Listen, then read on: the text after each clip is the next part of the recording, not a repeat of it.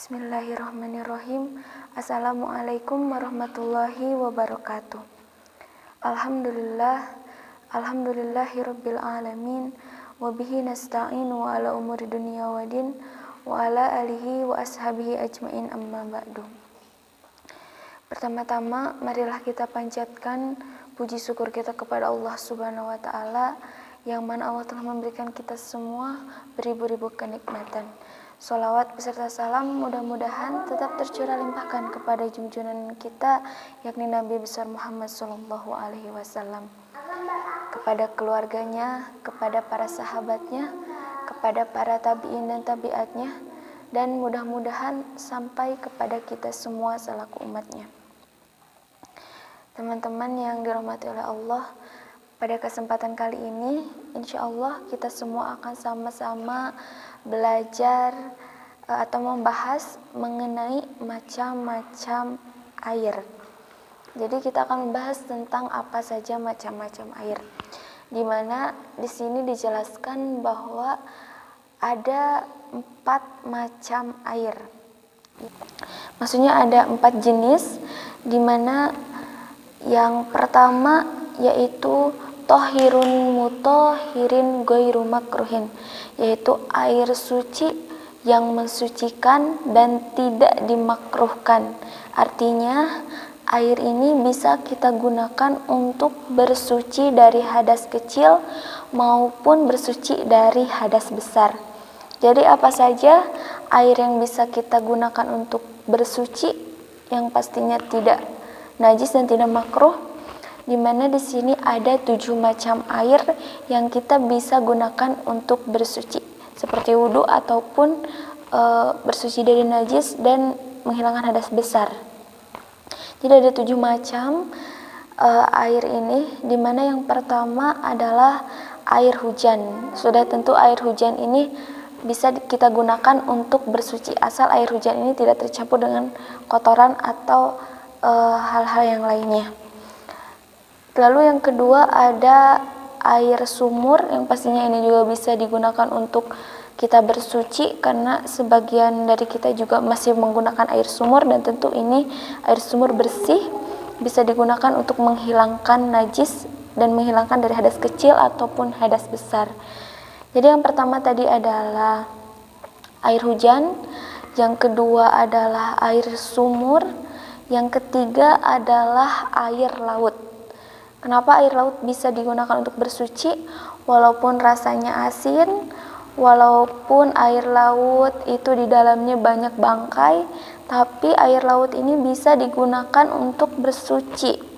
Karena walaupun asin, ini asin alami dari Allah Subhanahu wa taala, jadi tidak buatan. Jadi ini bisa digunakan untuk bersuci.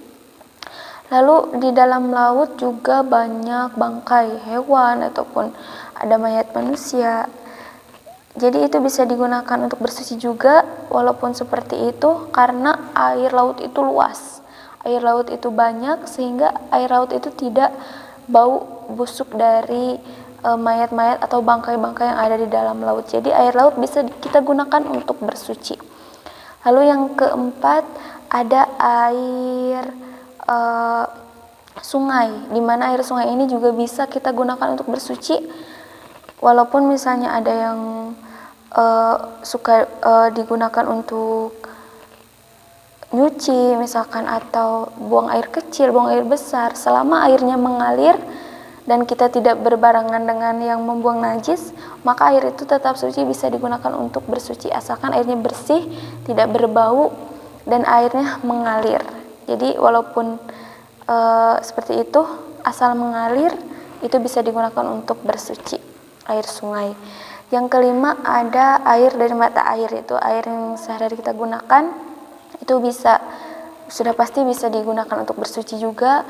Lalu yang keenam ada air embun, kalau airnya banyak itu juga bisa digunakan untuk bersuci. Lalu yang ketujuh adalah air salju. Air salju kita bisa gunakan untuk bersuci. Jadi ada 7 air yang disebut air mutlak, di mana air ini bisa kita gunakan untuk menghilangkan hadas kecil ataupun menghilangkan hadas besar. Jadi ini adalah air yang suci dan mensucikan dan juga tidak dimakruhkan. Itu adalah jenis air yang pertama.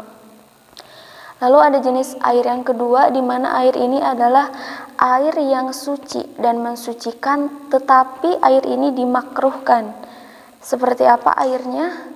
Yaitu al-musamasu.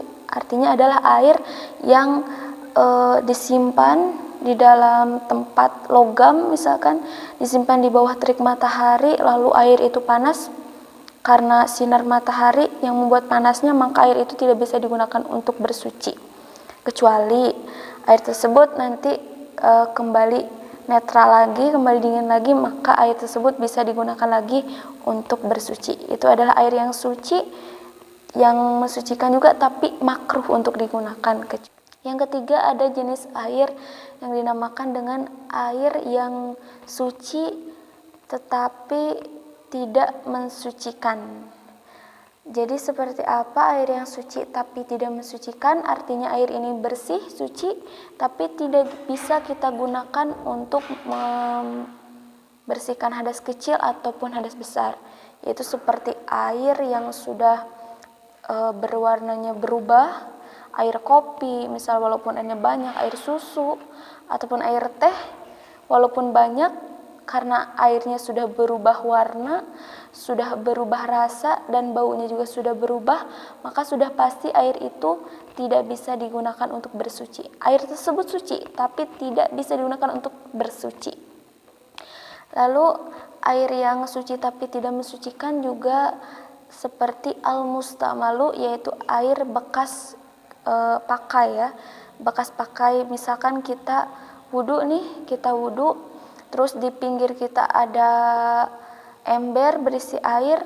Nah, saat kita wudhu, ember tersebut terciprat air dari wudhu kita, maka air yang di dalam ember tersebut tidak lagi bisa kita gunakan untuk bersuci karena sudah terciprat oleh air wudhu kita. Itu namanya al-mustamalu, jadi air bekas pakai.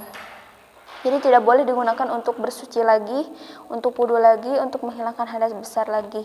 Kalau misalnya untuk cuci piring itu bisa, cuci baju bisa, tapi untuk bersuci seperti wudhu dan menghilangkan hadas besar itu sudah tidak bisa. Itu namanya air suci tapi tidak mensucikan. Lalu yang keempat adalah air yang najis, di mana air ini sudah tentu tidak bisa digunakan untuk menghilangkan najis di tubuh kita ataupun menghilangkan hadas besar dan hadas kecil.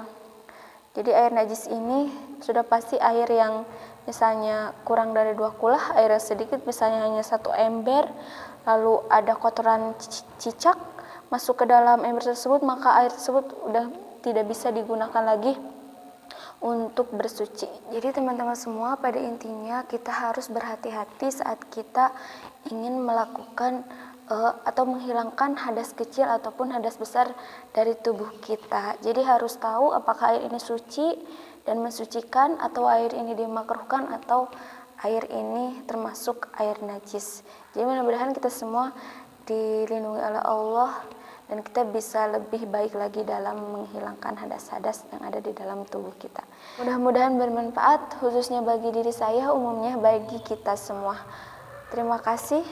Mohon maaf bila ada kesalahan, karena yang baik datangnya dari Allah Subhanahu wa Ta'ala dan yang buruk datangnya dari kebodohan saya sendiri. Billahi taufiq wal hidayah. Wassalamualaikum warahmatullahi wabarakatuh.